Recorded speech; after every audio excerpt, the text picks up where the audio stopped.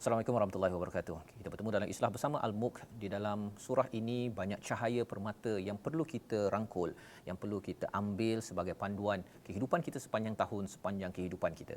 Salah satu daripadanya dalam ayat yang ke-22. Auzubillahi minasyaitonirrajim. Afaman yamshi mukibban ala wajhihi ahda amman yamshi sawiyan ala siratim mustaqim. Apakah orang yang merangkak dengan wajah tertelungkup lebih terpimpin ke jalan kebenaran atau orang yang berjalan tegap di atas jalan yang lurus? Ini adalah pertanyaan yang ke-6 di dalam surah Al-Mulk. Pertanyaan ke-6 ini Allah bertanya dua kumpulan. Orang yang berjalan dengan mukanya tertelungkup, ya, tidak mengikut peraturan ataupun terbalik, ataupun orang yang berada di atas jalan yang lurus. Ahda, ya, ataupun ala siratim sawiyan, ala siratim mustaqim, iaitu berada di atas jalan yang lurus.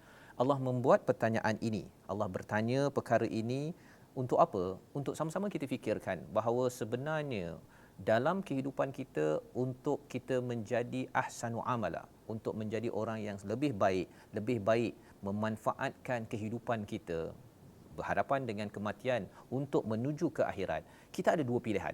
Sama ada pilihan terbalik ataupun pilihan yang lurus, yang betul. Maka bila seseorang itu berada di atas siratim mustaqim, mustaqim ada kaitan dengan qama, ada kaitan dengan berdiri. Orang berdiri adalah orang yang normal. Orang yang tertelungkup, ia adalah sebagai satu abnormal, macam orang gila. Malah orang gila pun masih lagi berjalan dengan betul, cuma mungkinlah dia tidak berakal, kurang siuman. Jadi ini menunjukkan bahawa orang yang kufur, orang yang tidak memanfaatkan ruang yang ada dalam dunia ini sebagai orang yang tidak menggunakan deria-deria yang ada secara tersusun. Apakah kesannya, tuan-tuan sekalian? Kesannya ialah ada telinga tetapi ia tidak digunakan untuk mendengar perkara yang baik. Mata ada, tidak digunakan untuk melihat perkara yang sesuai. Ataupun akal yang ada itu tidak digunakan untuk berfikir secara logik, secara rasional dalam kehidupan seharian. Ini perkara yang biasa berlaku, ya, ataupun yang kita maklumi, tetapi apakah risiko yang boleh berlaku? Kadang-kadang ia bukannya kerana orang itu tidak lahir dengan normal. Dia lahir dengan normal, tetapi kerana dia tidak mengikut panduan daripada tabarakallazi biyadihil mulk, tetapi dia mengikut kepada apa? Kepada nafs ataupun keinginan diri sendiri. Inilah panduan yang perlu kita selalu sedar dengan Allah membawakan tentang risiko azab api neraka. Sebenarnya untuk kita meluruskan balik.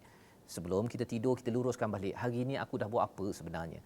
Adakah apa yang aku buat ini betul membawa aku kepada jalan siratal mustaqim? Ataupun apa yang aku buat pada hari ini sebenarnya jauh daripada, tersimpang daripada jalan siratal mustaqim?